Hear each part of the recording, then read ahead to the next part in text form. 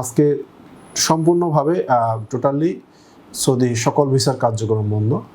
হাজারো লক্ষ প্রবাসী ভাইদের একটি প্রশ্ন, একটি আগ্রহ, জানার আগ্রহ, জিজ্ঞাসা যে সৌদি ভিসা কি খোলা, চালু বা প্রসেস কি চালু রয়েছে, বা ফ্লাইট কি চালু বা ফ্লাইট বন্ধ। আমি এই নিয়ে বিস্তারিত আলোচনা করতেছি, আপনারা বিস্তারিত শুনুন।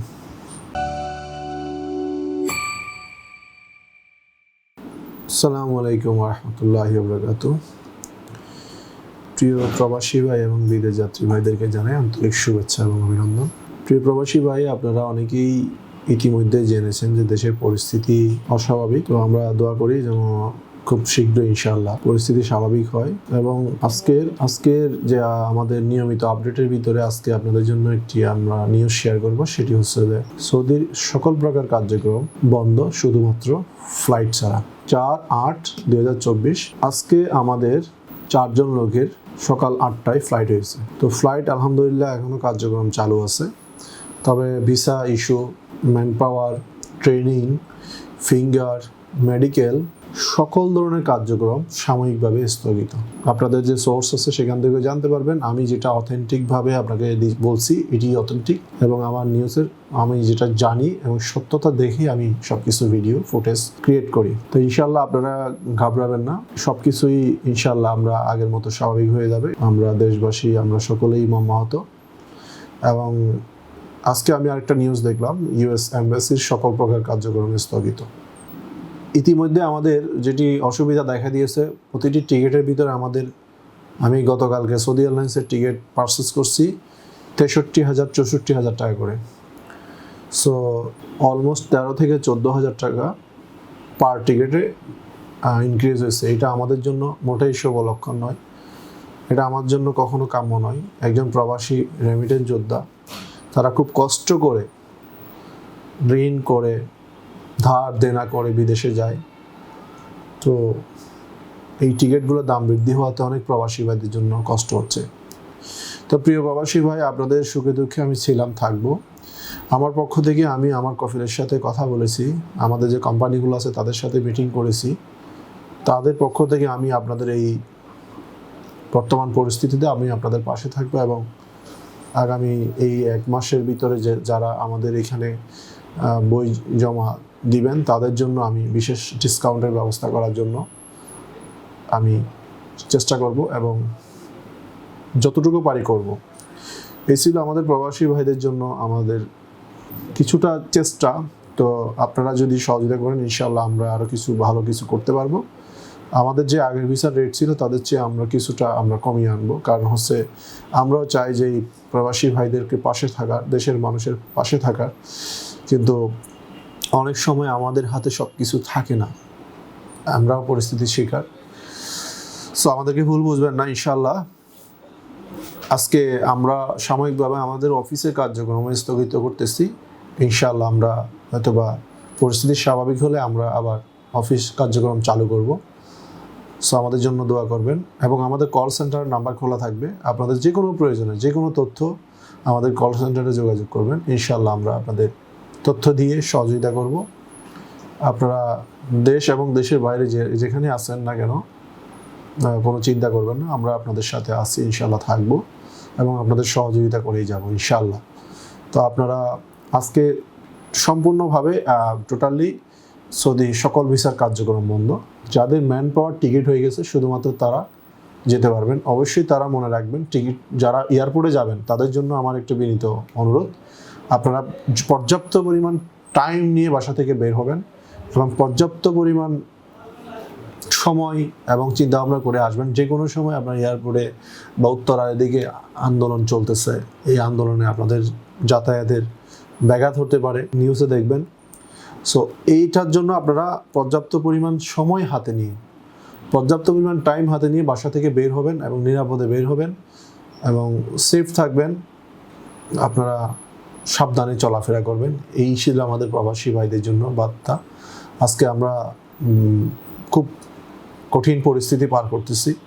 এই কঠিন পরিস্থিতির ভিতরেও আমি আপনাদের পাশে থাকার ইচ্ছা আমার কিন্তু আল্লাহ জানি না আমার কতটুকু তৌফিক দিবে আপনাদের সাথে থাকার জন্য, এবং আমি যেন আপনাদের এই কঠিন পরিস্থিতিতে আপনাদের সাথে আপনাদের সুখে দুঃখে শেয়ার করতে পারি।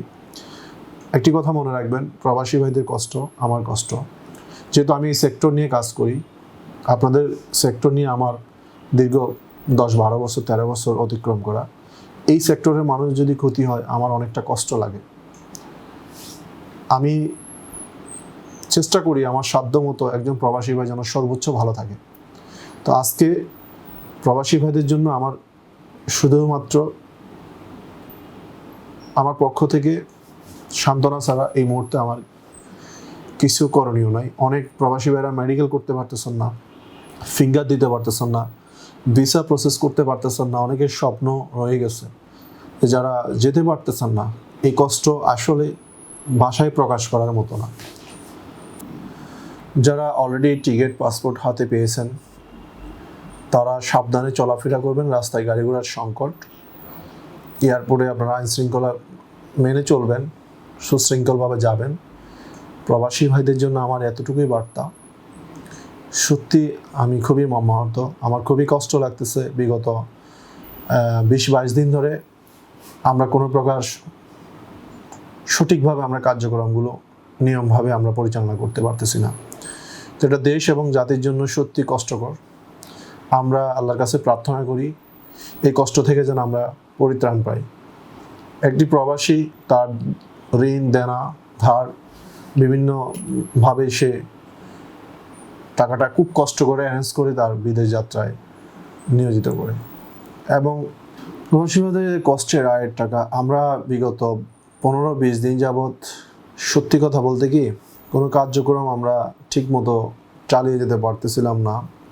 আমাদের ম্যান পাওয়ারে সাময়িকভাবে অসুবিধা হচ্ছে, ট্রেনিং অসুবিধা হচ্ছে, ফিঙ্গার অসুবিধা হচ্ছে, আপনার ইন্টারনেটের প্রবলেম ছিল কিছুদিন।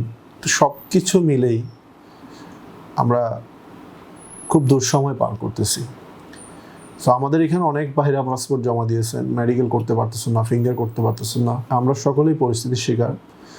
তো প্রবাসী ভাইরা আপনারা ধৈর্য ধরুন, ইনশাল্লাহ মেঘের পর সূর্য উদিত হয়। তো ইনশাল্লাহ আমরা সেই আলোর আশায় আছি, সেই আলোর প্রত্যাশায় আছি।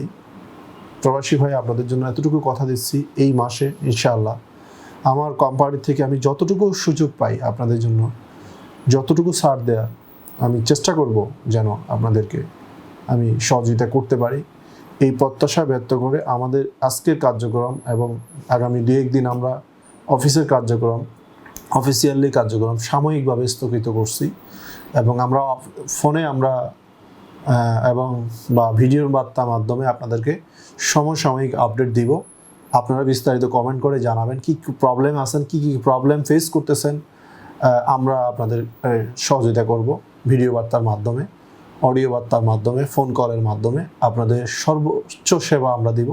যদি কোনো প্রবাসী ভাই ঢাকা আসার পরে বিপদে পড়েন, আমার গ্রাহক হোক আমার বাইরের গ্রাহক হোক, আমাকে ফোন দিবেন, আমার ব্যক্তিগত গাড়ি নিয়ে আপনাদেরকে সহযোগিতা করব। এইটা আমার পক্ষ থেকে। যদি খাবারের অসুবিধা হয়, যাতায়াতের অসুবিধা হয়, আমি আমার গাড়ি আছে, আমার গাড়ি আপনাদেরকে দিব, আমার ব্যক্তিগত গাড়ি দিয়ে আমি আপনাদেরকে এয়ারপোর্টে পৌঁছায় দিব। এই দুঃসময়ে এই প্রবাসীদের পাশে থাকব। আমি কথা দিচ্ছি আমার যত প্রবাসী ভাইদেরকে হেল্প করা লাগে আমি বিনা টাকায় আমি এয়ারপোর্টে পৌঁছায় দিব। অন্য এজেন্সির যদি কোনো যাত্রী থাকেন আমাকে ফোন দিবেন, আমার গাড়ি আপনাদের জন্য যে কোনো সময়, রাতে হোক সকাল হোক, আমি আপনাদেরকে আমার গাড়িটি আপনাদের সেবায় নিয়োজিত করব। আপনাদের জন্য আমার গাড়ি উৎসর্গ করলাম। আপনারা যে কোনো প্রয়োজনে যেখানে বিপদে পড়েন আমাদের কল সেন্টারে ফোন দিবেন, আমরা আমাদের গাড়ি দিয়ে আপনাদেরকে এয়ারপোর্টে পৌঁছায় দিব। যদি কোনো আমরা প্রশাসনিক বা আইনশৃঙ্খলা বাহিনীর বা যদি আমরা কোনো ধরনের বিপদে না পড়ি, রাস্তা ঠিক থাকে বা আমরা যাতায়াত করতে পারি, আপনারা যদি গাড়ি না পান আমাদেরকে ফোন দিবেন।